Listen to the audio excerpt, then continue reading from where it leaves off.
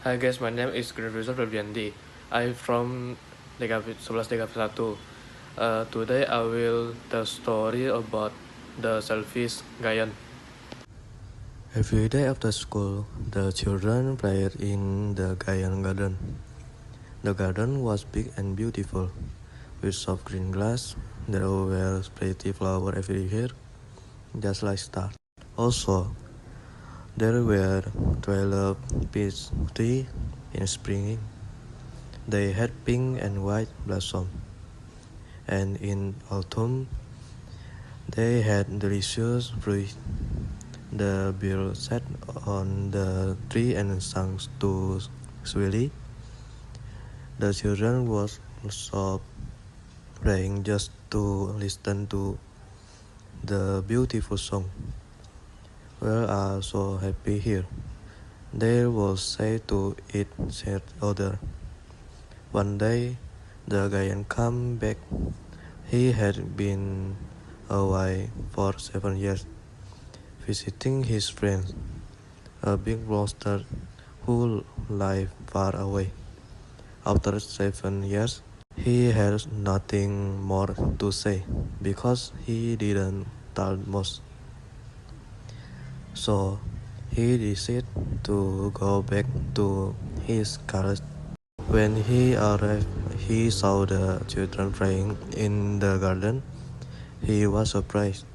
"What are you doing here?" he shouted in a very loud voice. The children were scared and ran away. "This is my garden," said the giant. "I decide who can play here, and I say only me." So he built a high wall around it. He put up a sign that said no trespassing. He was a very selfish giant.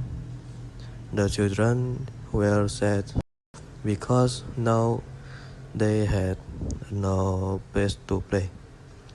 They tried to play on the road, but it was dusty and full of hard stones.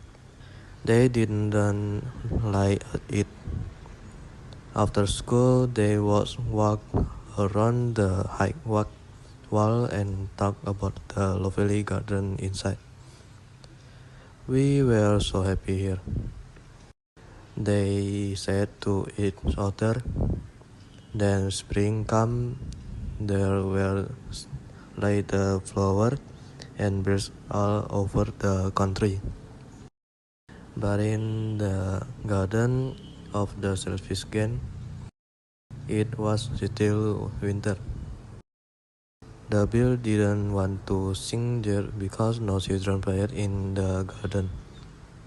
The tree didn't blossom on the a beautiful flower started to glow in the grass. But when it saw the sun, it felt sad for the children. So it went back into the ground and went to sleep. Only the snow and frost were happy. "Spring has forgotten this garden," they said. "So we will live here always." The snow covered the grass with her white cloak. The frost went all the trees silver. Then they invited the north wind to stay with them, and he came. He was perfect in fruit and flowered around the garden. He even crawled down the chimney. He said, "This is a nice place. We should invite the hare." So the hare came. Every day he would bang on the roof of the star for 3 hours. He broke most of the slates and ran around the garden as fast as he could. He was dressed in grey and his breast was cold like ice.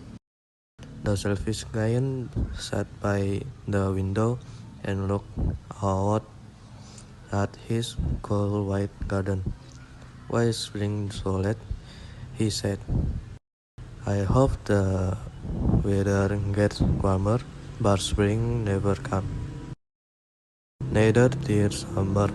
Autumn brought growth and fruit to every other garden, but the giant garden had none. He's too selfish," said Autumn, "so it was always winter in the giant garden. The north wind, the hail, the floods, and the snow danced through the tree. One morning, the giant was lying awake in bed when he heard some lovely music. He thought it was the king musician, but it was only a small bird singing outside his window. He had not heard a bird sing in his garden for so long, so it sounded like the most beautiful music in the world. The hail stopped dancing, the north wind stopped roaring, and a lovely smell came through the open window. "I think spring has finally come," said the giant. He jumped out of the bed and looked out the window. What did he see? He saw a most wonderful sight. Some children had come back into the garden through a small hole in the wall, and they were sitting in the tree. In every tree had he could see there was a little child. The three were so happy to have a children back again, so they covered themselves with flowers and waved their branches gently over the children's heads. The birds flew around singing happily.